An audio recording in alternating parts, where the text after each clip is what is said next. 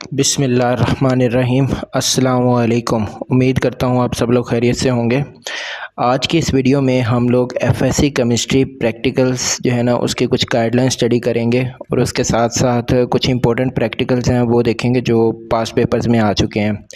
तो एफएससी का जो प्रैक्टिकल होता है ना बेसिकली वो 3 घंटे का होता है, ठीक है। तो अभी हम जो भी बात यहाँ पे डिस्कस कर रहे होंगे ना ये पूरे पेज में, तो आपने ये पॉइंटर जो है माउस का इसके ऊपर ध्यान रखना है, ठीक है। तो मैं जिस बारे में बात करूँगा मैं कोशिश करूँगा कि पॉइंटर जो है ना वो वहीं पे रहे।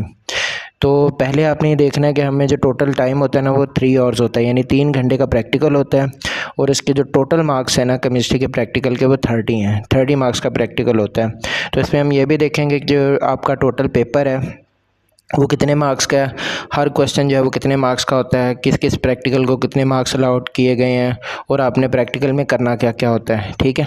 तो आपको जो प्रैक्टिकल दिया जाता है ना उसमें आपके जो क्वेश्चन शीट होगी उसमें सबसे पहला जो क्वेश्चन नंबर 1 होगा वो होगा साल्ट एनालिसिस, ठीक है। साल्ट एनालिसिस का सवाल होता है और उसमें लिखा होता है आइडेंटिफाई द गिवन साल्ट। अब ये जो ए लिखा हुआ है ना इसमें कोई भी आ सकता है, कभी ए जे लिखा होता है, ए बी लिखा होता है, कोई भी इस तरह ना रैंडम अल्फ़ाबेट आपको दिया जा सकता है, ठीक है। उसके बाद by dry and wet test, ठीक है। ये आपने साल्ट को एनालाइज करना होता है ड्राई और वेट टेस्ट से, ठीक है। अब ये 10 मार्क्स का प्रैक्टिकल है। तो जो साल्ट है ना वो मे बी इनमें से कोई भी हो सकता है। अब ये जो नीचे ये जो लाइन लिखी है ना the salt A may be one of the following, ये चीज़ होती है एग्जामिनर के पास, ठीक है। इसमें ना जो एग्जामिनर है उसने इन साल्ट्स में से कोई एक साल्ट आप लोगों को असाइन करना होता है। कैडमियम क्लोराइड है, पोटाशियम आयोडाइड है, सोडियम सल्फेट है, कैल्शियम क्लोराइड है, ये सारे साल्ट्स जो है ना वो एग्जामिनर के पास एक शीट होती है उसके ऊपर लिखे होते हैं। फिर जितने भी स्टूडेंट होते हैं ना हर किसी को वो एक एक साल्ट जो है ना वो असाइन कर देता है कि आपने उससे रिलेटेड जो है वो साल्ट एनालिसिस जो है वो करना है, ठीक है। उसका प्रैक्टिकल परफॉर्म करना है और उसको जो है ना वो प्रैक्टिकल को लिखना है। तो हम इनमें से ना ये साल्ट है KNO3 पोटाशियम नाइट्रेट, हम इसको सिलेक्ट कर लेते हैं। अब जब आपने साल्ट एनालिसिस करना होता है ना, जैसे ये potassium nitrate for example examiner ने आपको दे दिया है, तो आपने क्या करना है साल्ट को इसके जो एसिड रेडिकल और बेसिक रेडिकल है ना इनको सेपरेट करना है, ठीक है। मोस्टली साल्ट के अंदर जो मेटल होती है ना वो आपका बेसिक रेडिकल होता है और बाकी जो पार्ट होता है ना वो आपका एसिड रेडिकल होता है। तो हमारे इस प्रैक्टिकल में अगर हमने पोटाशियम नाइट्रेट यानी KNO3 का एनालिसिस करना है तो इसमें आप देखें जो बेसिक रेडिकल है वो आपका पोटाशियम है पॉजिटिव आयन, ठीक है, और एसिड रेडिकल जो है वो नाइट्रेट है NO3 नेगेटिव, ठीक है। इन दोनों के आपने करने हैं। अब ये जो टोटल 10 मार्क्स है ना 10 में से 6 मार्क्स यानी 6 मार्क्स जो है वो बेसिक रेडिकल के होते हैं और 4 मार्क्स जो है ना वो एसिड रेडिकल के होते हैं, ठीक है। अब इसमें आपने लिखना क्या क्या होता है। एसिड रेडिकल जो है ना उसमें आपने सबसे पहले कोई से 2 ड्राई टेस्ट लिखने हैं, ठीक है। एनी 2 ड्राई टेस्ट, वो ड्राई टेस्ट फ्लेम टेस्ट हो सकता है, फिल्टर एश टेस्ट हो सकता है, बोराक्स बीट टेस्ट हो सकता है या चारकोल कैविटी टेस्ट होता है। इनमें से कोई से भी आपने 2 टेस्ट लिखने हैं, ठीक है। तो ये जो है ना 2 टेस्ट 2 मार्क्स के होंगे। उसके बाद आपने डिटेक्शन ऑफ ग्रुप का एक के बारे में लिखना है वो 1 मार्क होगा। इसी तरह डिटेक्शन ऑफ रेडिकल के बारे में लिखना है वो भी 1 मार्क होगा।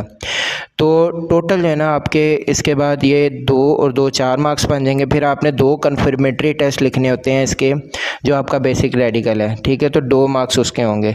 तो एंड पे आप रिज़ल्ट देख लेंगे कि आपका जो रेडिकल है ना वो डिटेक्ट हो गया है, ठीक है। तो ये आपके इस तरह टोटल 6 मार्क्स बनेंगे। तो इसके बाद जो है ना ऐसे ही एसिड रेडिकल है, एसिड रेडिकल जो है वो 4 मार्क्स का है। तो जो फॉर एग्जांपल हमारे पास पोटाशियम है ना इसको कैसे लिखना है हम वो देख लेते हैं। इससे नेक्स्ट स्लाइड पे हम जाएं तो पहले ये ना एक जनरल सा बताया हुआ है कि अगर आपने वो जो शुरू में उन्होंने कहा था कि आपने कोई 2 ड्राई टेस्ट करने हैं, तो अगर आप फ्लेम टेस्ट करें ना तो वो फ्लेम टेस्ट इनमें से copper, barium, strontium, calcium, potassium या सोडियम कोई इस तरह की मेटल इनमें से आ जाती है। तो उसके लिए आप यानी जो आपका था ना बेसिक रेडिकल वाला पार्ट जो 6 मार्क्स वाला है उसमें आप इनमें से कोई लिख सकते हैं। अब जैसे हमारी मेटल जो है वो पोटाशियम है, ठीक है, पोटाशियम का आयन था, तो हम ये कर सकते हैं कि अगर आपने क्या करना है make a thick paste of the salt with concentrated HCl, thick paste बनाना है HCl कंसनट्रेटेड के साथ साल्ट का, जो भी आपको साल्ट दिया हुआ है जैसे पोटाशियम नाइट्रेट है। Take a little paste on a clean platinum wire and introduced into the base of non litmus flame of a burner. अब जब आप ये करेंगे तो हमारा चूँकि पोटाशियम है तो हमारा वायलेट फ्लेम बनेगा। तो हम एक ये ड्राई टेस्ट जो है ना वो लिख सकते हैं इसमें। ठीक है। तो ये जो फ्लेम टेस्ट आप लिखेंगे ना, तो उससे आपके पोटाशियम जो है वो उसका पता चल जाएगा। तो ऑब्जर्वेशन है, इन्फरेंस है, इसके बाद नेक्स्ट जो है बुराक स्पीड टेस्ट है, ये उसका पूरा प्रोसीजर लिखा हुआ है। ठीक है, ये आप यूज़ कर सकते हैं copper, iron, chromium, manganese, cobalt या निकल, इनमें से कोई अगर आपके पास बेसिक रेडिकल आ जाता है तो आप ये यूज़ कर सकते हैं।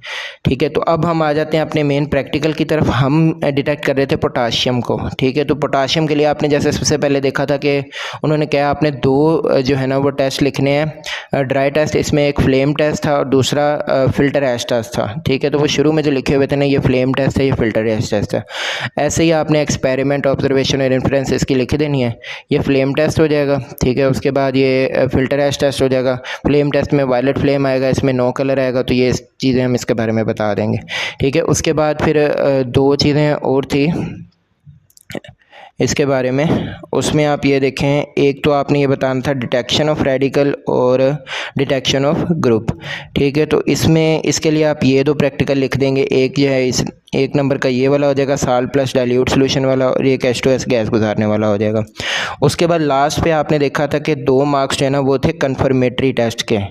तो ये 2 कन्फर्मेटरी टेस्ट है। तो आप पोटाशियम के ये जो salt solution, concentrated solution of tartaric acid है, तो ये K इज़ कन्फर्म्ड, ये एक कन्फर्मेटरी टेस्ट हो जाएगा। इसी तरह ये दूसरा कन्फर्मेटरी टेस्ट हो जाएगा। तो आपके टोटल जो है ना 6 मार्क्स कंप्लीट हो जाएंगे। ठीक है, तो ये बेसिक रेडिकल, ये रिज़ल्ट आपने लाजमी लिखना है, basic radical potassium is identified. अच्छा, इसी तरह हमारे पास जो है ना नेक्स्ट आ जाएगा दूसरा जो रेडिकल है, एसिड रेडिकल NO3-1। ये बेसिकली 4 मार्क्स का होता है और इसमें आपने डाइल्यूट एसिड ग्रुप जो है ना उसके साथ इसका टेस्ट करना होता है।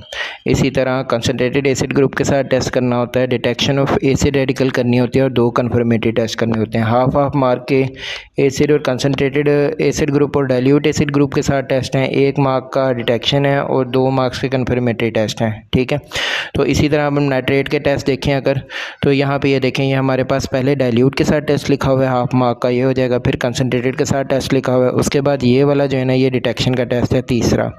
फिर ये लास्ट पे 2 कन्फर्मेटरी टेस्ट लिखे हुए हैं। तो अगर आप नाइट्रेट के ये सारे टेस्ट लिख दें और ये रिजल्ट लिख दें तो आपको इंशाल्लाह 4 नंबर जो है वो पूरे मिल जाएंगे।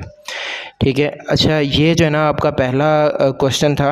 अब इसमें जो पहला क्वेश्चन होता है ना, इससे रिलेटेड कुछ इंस्ट्रक्शन है, वो अभी अगली स्लाइड में हम पढ़ते हैं। लेकिन आपने एक चीज़ याद रखनी है कि यहाँ पे देखें, ये जो पोटाशियम नाइट्रेट है, इसमें आपने जो मेन चीज़ देखनी होती है ना बेसिक रेडिकल, वो पोटाशियम है। अब पोटाशियम का कोई भी साल्ट आ जाए, जैसे ये KNO3 था, उसमें KCl आ जाता है, यानी पोटाशियम क्लोराइड, पोटाशियम सल्फेट आ जाता है, पोटाशियम बाइकार्बोनेट आ जाता है, पोटाशियम कार्बोनेट आ जाता है, या पोटाशियम का कोई भी साल्ट आ जाता है, आपने पोटाशियम रेडिकल पे फोकस करना है और उसके हिसाब से उसका जो भी टेस्ट होगा ना, ये जो हमने इसमें किया है ये सेम आप उसमें लिख सकते हैं। इसी तरह अगर नाइट्रेट एसिड रेडिकल आ जाता है किसी भी साल्ट में, जैसे कैल्शियम नाइट्रेट है या सोडियम नाइट्रेट आ जाता है, या लेड नाइट्रेट आ जाता है, या एल्यूमिनियम या किसी भी कंपाउंड के साथ नाइट्रेट आ जाता है आपको, तो आपने फोकस करना है कि आपका जो एसिड रेडिकल है वो नाइट्रेट है।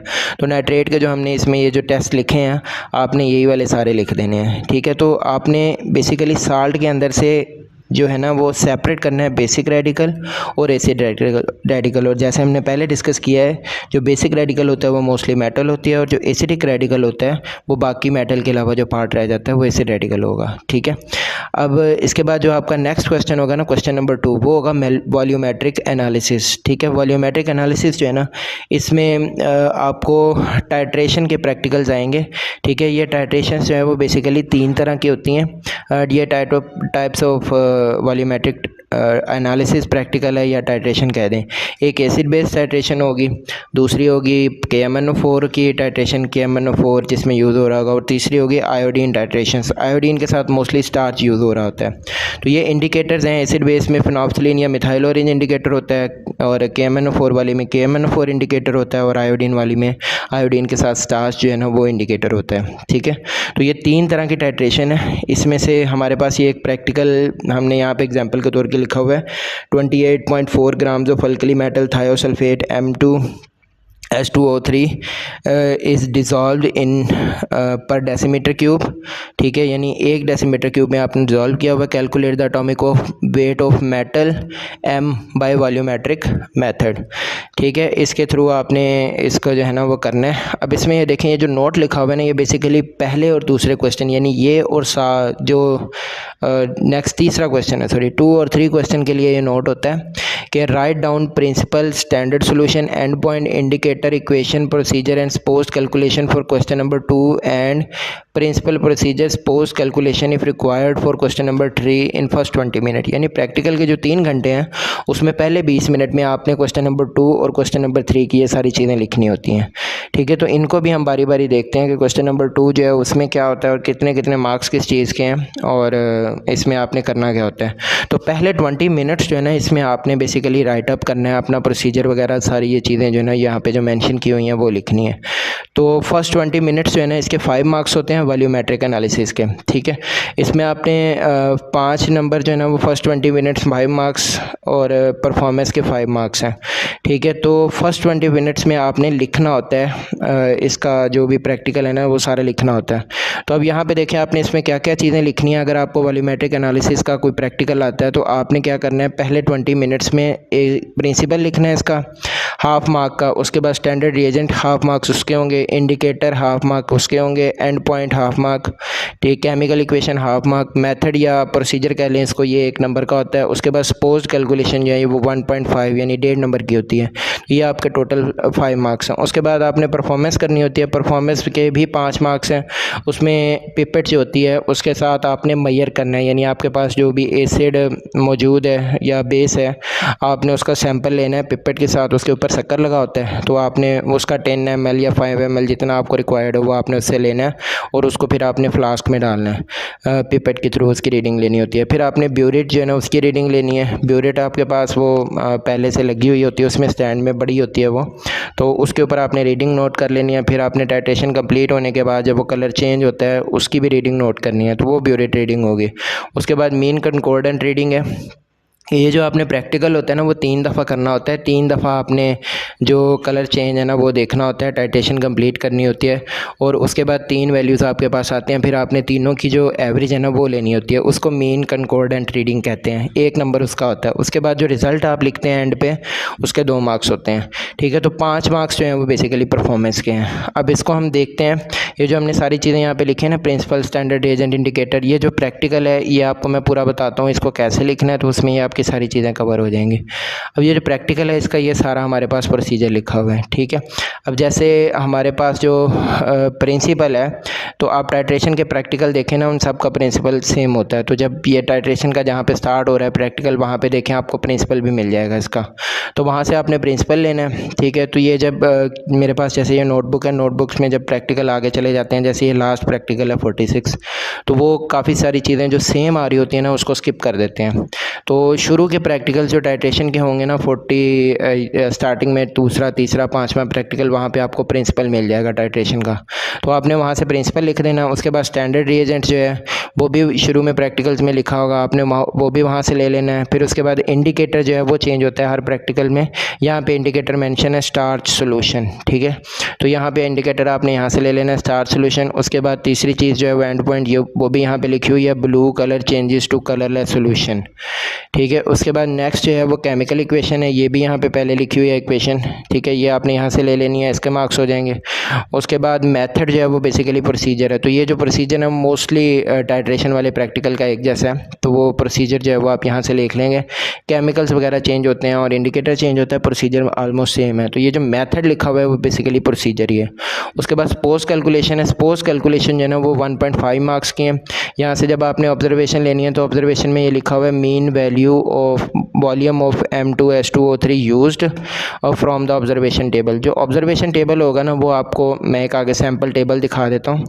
ये जो टेबल बना हुआ है ना इस तरह का होगा, ये सीरियल नंबर लिखा हुआ है 1 2 3। तो ये इनिशियल रीडिंग आपने ब्यूरेट की लेनी है वो, और फाइनल रीडिंग, ठीक है। दोनों का डिफरेंस लेंगे तो वॉल्यूम ऑफ एसिड यहाँ पे आ जाएगा जितना यूज़ हो रहा है। जब आप 3 दफ़ा करेंगे ना तो ये इनिशियल रीडिंग और फाइनल रीडिंग के डिफरेंस आपके पास 3 आ जाएंगे, ठीक है। तो यहाँ पे 10 10 10 आ रहा है तो इनकी कॉन्कॉर्डेंट रीडिंग जो है वो 10 हो गई।